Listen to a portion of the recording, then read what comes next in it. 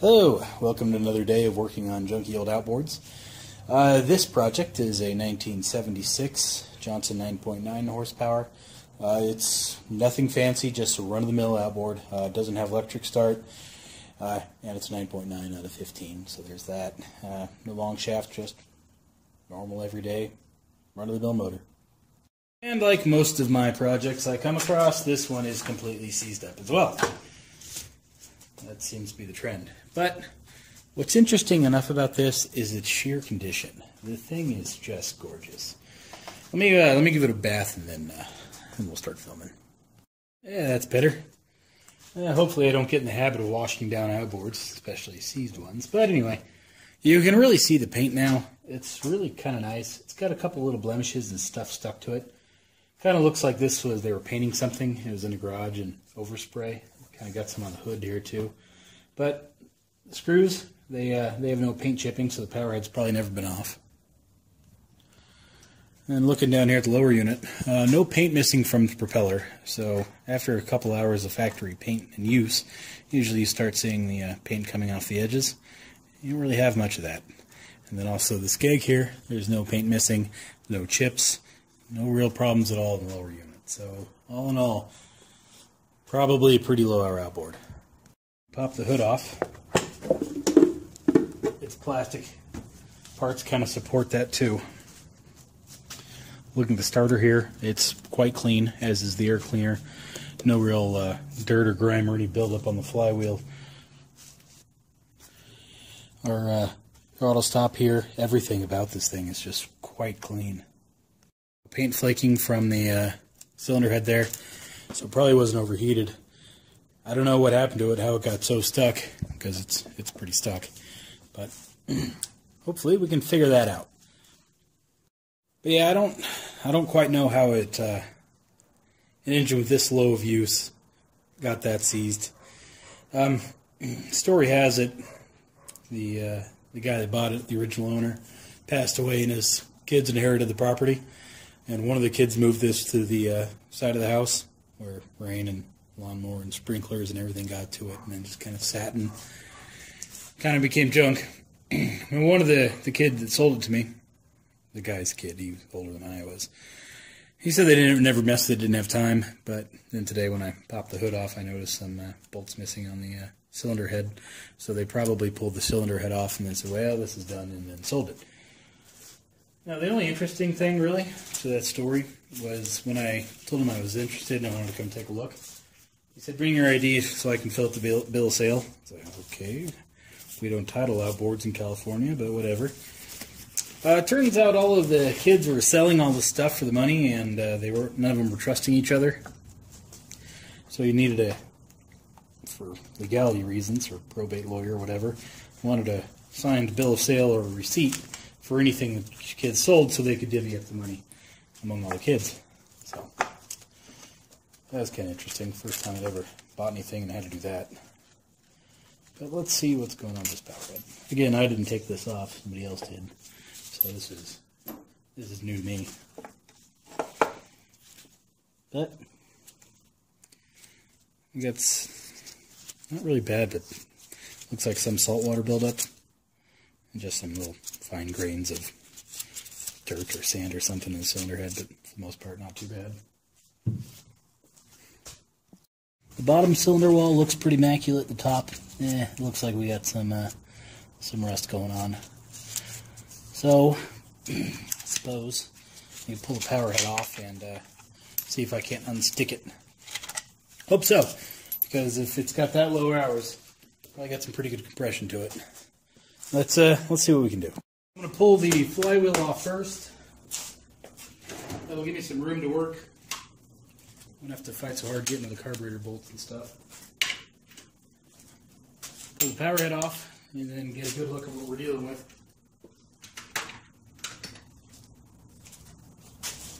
Yeah. It's a 7/8.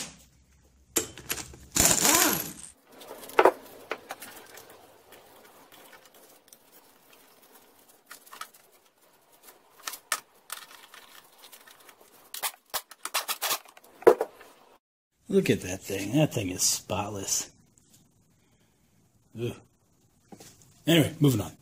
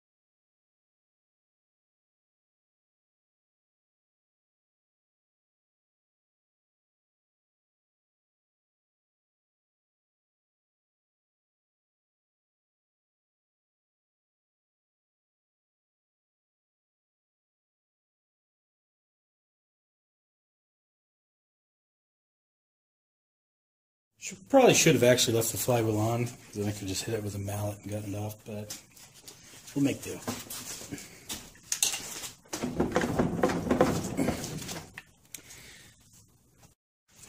Alright, kind of loosened it.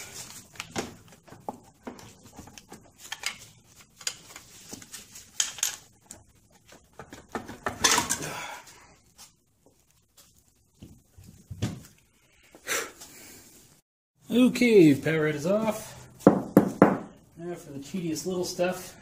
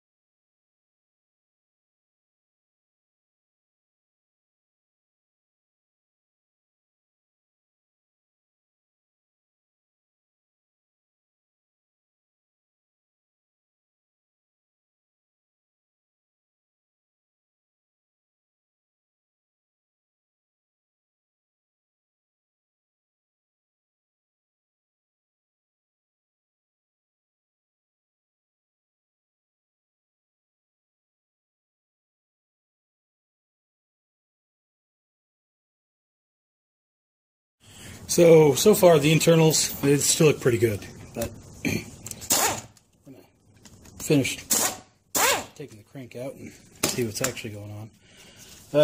I was suspicious the top cylinder was what was stuck, and since our crank now moves, those suspicions are kind of confirmed. Let's get the bearings out.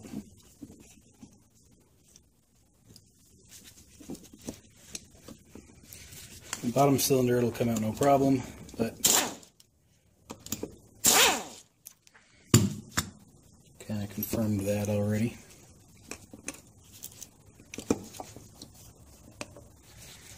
I'll take it out just to make sure I don't mess anything up.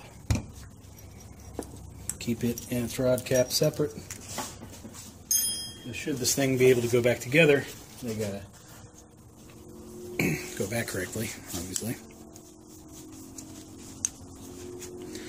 So all in all, the piston, it looks pretty nice. So our problem is definitely a top cylinder. Looking at the cylinder walls inside, it looks perfectly clean. Shiny new metal, I mean, just bored out kind of clean. So I'm kind of hopeful still that I can get that piston out of there. Chances are what rusted was the outer wall and the outer ring to the wall.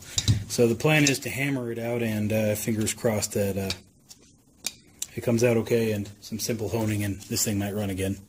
This little fiberglass handle hammer with a nice rubber grip, it'll fit down past the connecting rod and just hit the piston. So in theory I can use that and my mallet, hopefully drive the piston out. Which, so far, if it moved at all. Not very much.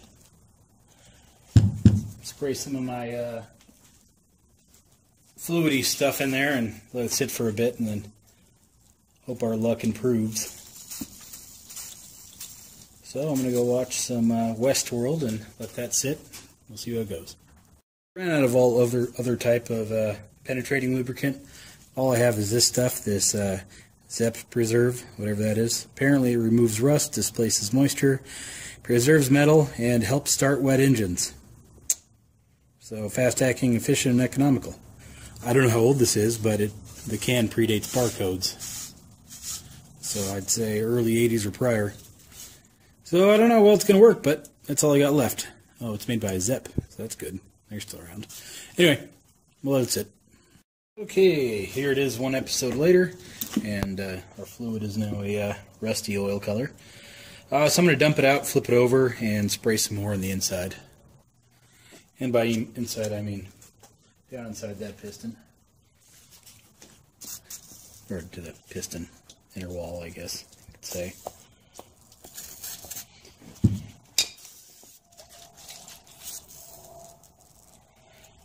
So, just spray it along the piston little skirt, and we'll hope it gets as much oil and penetration as it can. So, let's go watch another episode, and then we'll try hammering it out again. It's been quite a while. Let's give it a shot. We'll see what happens. Fingers crossed, of course.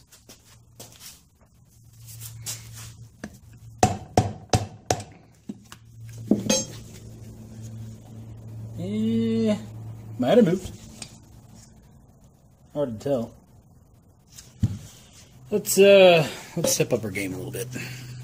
All right, I have the piston just between the jaws, the arbor press little leg feet things here. I cut my hammer in half. Use that as a forcing wedge so I don't have to force down on the connecting rod. So we'll see how this works, but so far I think my hammer ain't gonna cut it. Although it is now wedged into the shape of a piston. That probably wasn't that smart.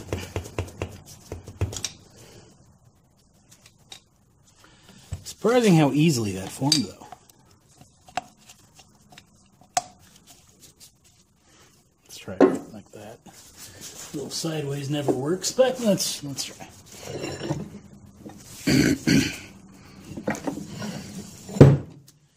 Alright. Not giddy that's going to work. We can try pushing the piston down and then rotate our direction. Hey, it moved. So I think there's going to be hope after all. Now, unfortunately, it doesn't look like the cylinder wall is going to be good.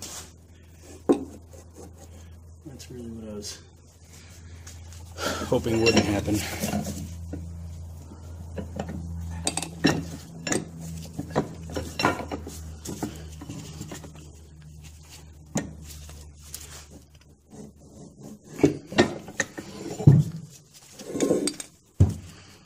Although it is coming out.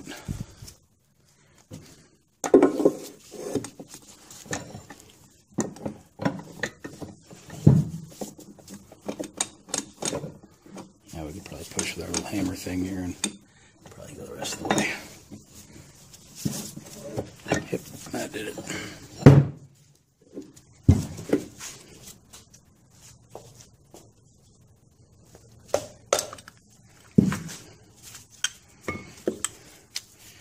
So, pretty rusty. Our cylinder wall, probably not any good either. Let's clean it out. I have a ball hone on the end of my drill. Gonna pour some 2-stroke onto my glove and then coat the inner cylinder wall with some 2-stroke.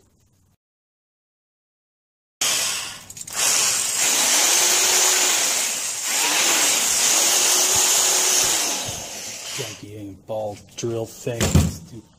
piece of junk.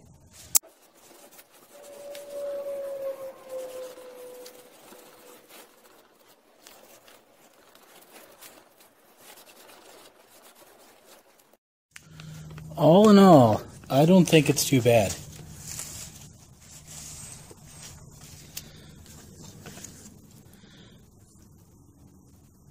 It's really kind of nice. The only real pitting I see is that little tiny bit right there. For the most part, I think it'll work. Part of me is tempted to try it. You see that? See that little it right there? That's it. Compared to the bottom cylinder, you know, 9-day difference. This thing's nice and smooth. Top's a little on the rough side. Just run a ball hone down it, so that's kind of up for some interpretation there. Kind of thinking about ball honing the bottom and then comparing the two.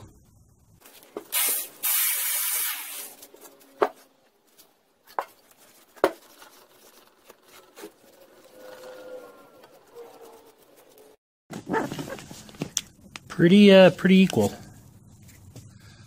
I'd say they're about the same.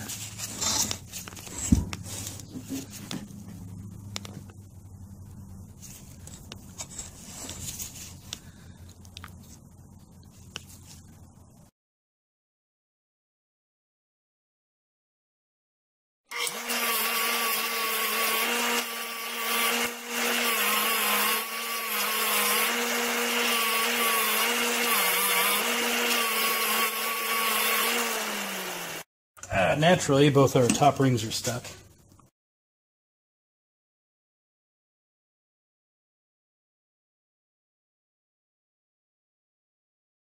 Even if I can get that bottom ring unstuck, I think the blemishes in our piston are a little too great to throw back in there, even with our cylinder wall having that little blemish the way it does. The gray here is just deteriorated aluminum, and if I put it in there, I really don't think it would last long. I'm pretty sure it would eat the cylinder wall or the piston, or something would happen pretty quickly. I mean, it's not bad, don't get me wrong, but it's too bad. Now, if the whole piston cleaned up looking like this, I would absolutely try to pry that ring out of there, replace them, and see what happens. But for right now, we're gonna need a piston. And that's a little on the unfortunate side.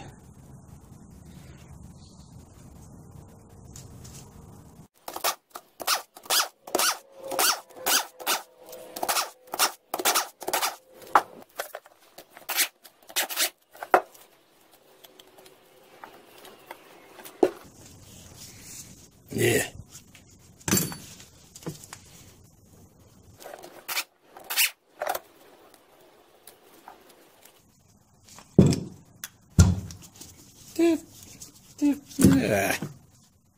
So new pistons, at least for this part number from 1980 and back, aren't available in standard size, and none on eBay new used, but there are used ones on eBay. Plan was to rip apart the newer power head I had to see if it would work, and its pistons are pretty ugly. If I was going to use one of these, might as well put this one back in. So what I wanted to do was compare the two, see if there's a noticeable difference, and if not, just use one out of a newer engine. This piston's much thicker than this piston. You can see the sidewall here is, a good 1/4 inch thick, and this one's about 1/8 of an inch. This is a much better piston than this thing, and weight-wise, this is a lot heavier than this. So there is some things to consider there. As far as the diameter, they should both be the same. So let me see if that fits into this hole, which I'm sure it will.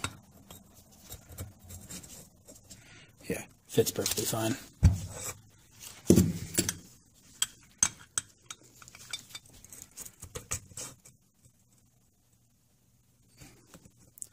Now, there is a little bit of play there. Where's my good piston? Come here, good piston. There you are.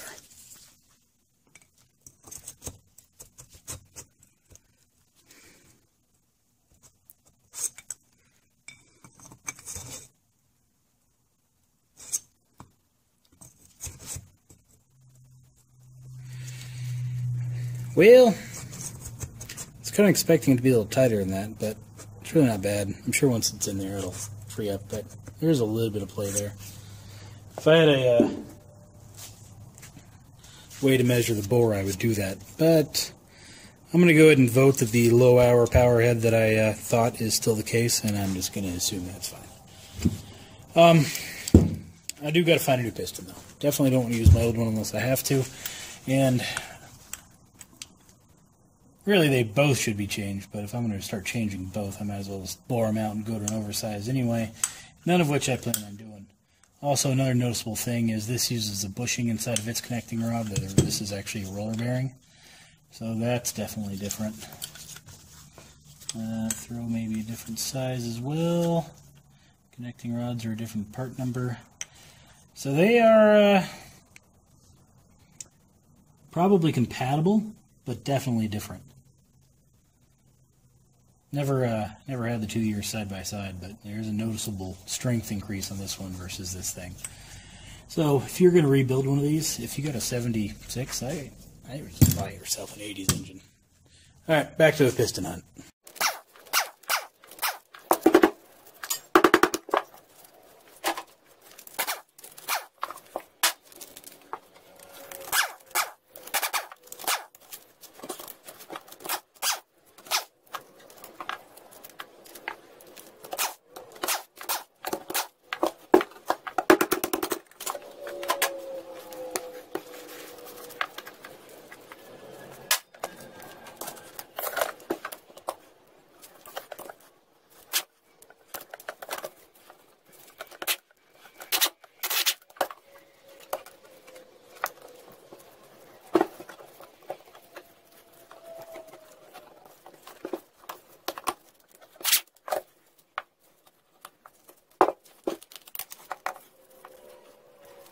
Okay, so I'm going to go with the bottom piston from that last power head, or top, or whatever one it came out of.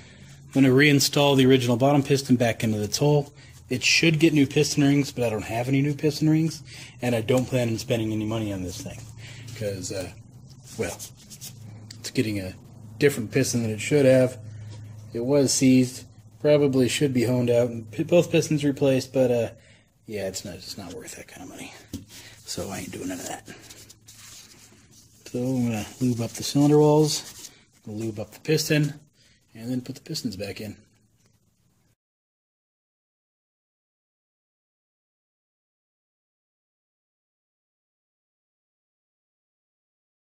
Both pistons back in, and I cleaned up the gasket surfaces, the flange surfaces I suppose you can call them, on the power head here.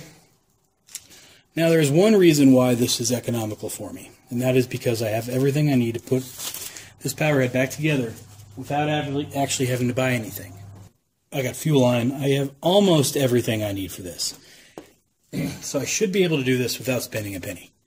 Now, I am mad Max can get back together. I know that, but it's going to be fun to see how long it lasts. So that's what I'm doing. So yeah, if I didn't have the parts on hand, I probably would be spending a little more money doing this thing right. But I got the stuff. Therefore, use it. All right. Should probably put bearings in first. That's a good idea.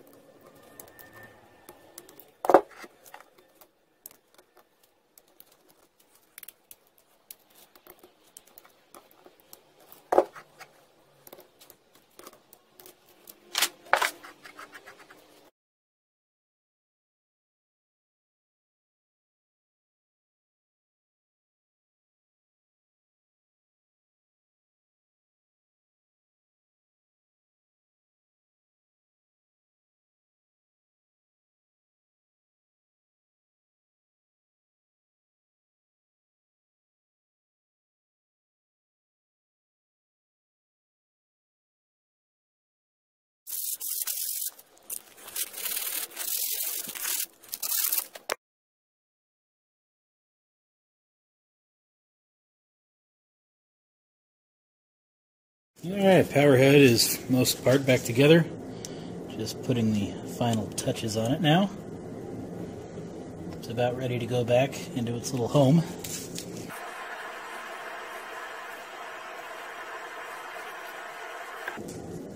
I got some moly lube for the drive shaft.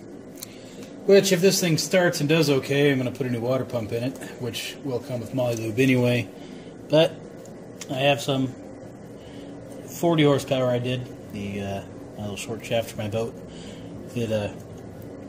Its water pump kit doesn't come with moly lube, I don't know why, so I had to buy some, and that's why I have the tub of it.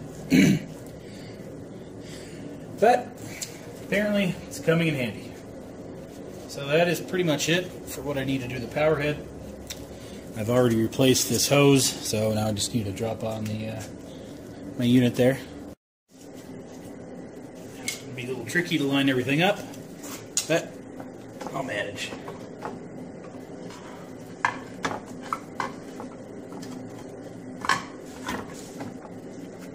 And so far, so good, I think.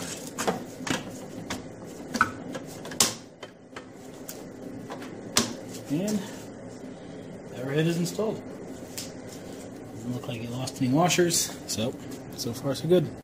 So right now I'm snugging down all of the bolts for the lower motor cover, and I will start getting the bolts for the power head hooked up, that way it doesn't come out on me.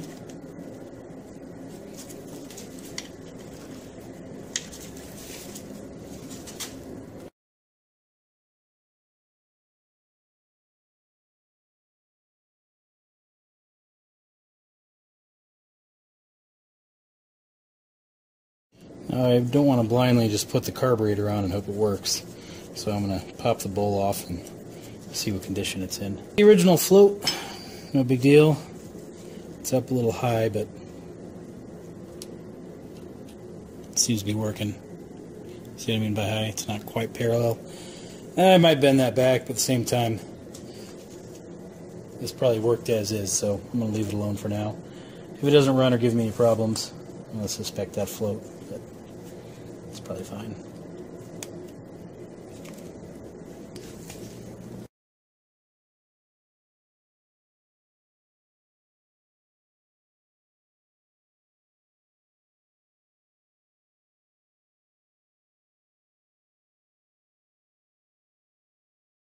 Alright, I put the carburetor feed line on. Now I'm working on getting the ignition system hooked back up.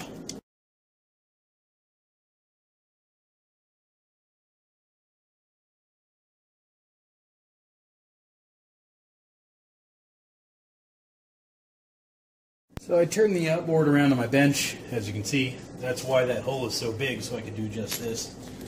I rarely do, just because I don't like the heavy lifting. I have the overhead hoist I could use, but it takes too long to get up there to put it in, so I rarely do this, but it's pretty...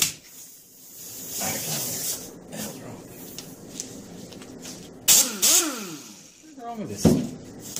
I get the flywheel back on.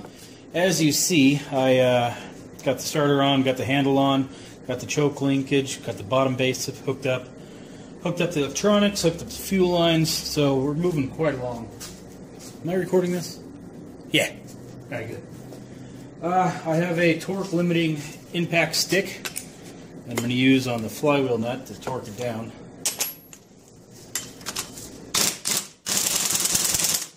And right there. So flywheel is torqued. Alright, with everything tightened down, I'm going to check to see if we have ignition. Got a spark tester I'm hooking up. Bring the camera in a little more. That's funny. So spinning it by hand, you can see it spark. So that's pretty good, especially when you consider this thing hasn't run probably forever. So we have ignition, so that's good. Both cylinders, top and bottom. Let's do a compression. This is the real test.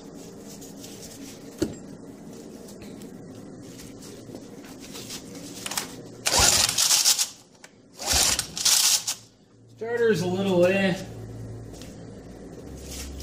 This goes okay, I'll take it apart and clean it. But for now, I'm going to band-aid it back together with some lubricant. That's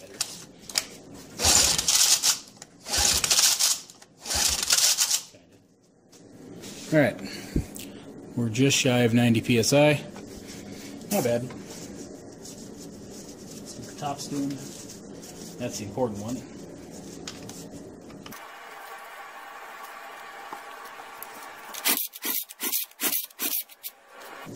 And we have just over 60, and that's pretty low. That's scary low.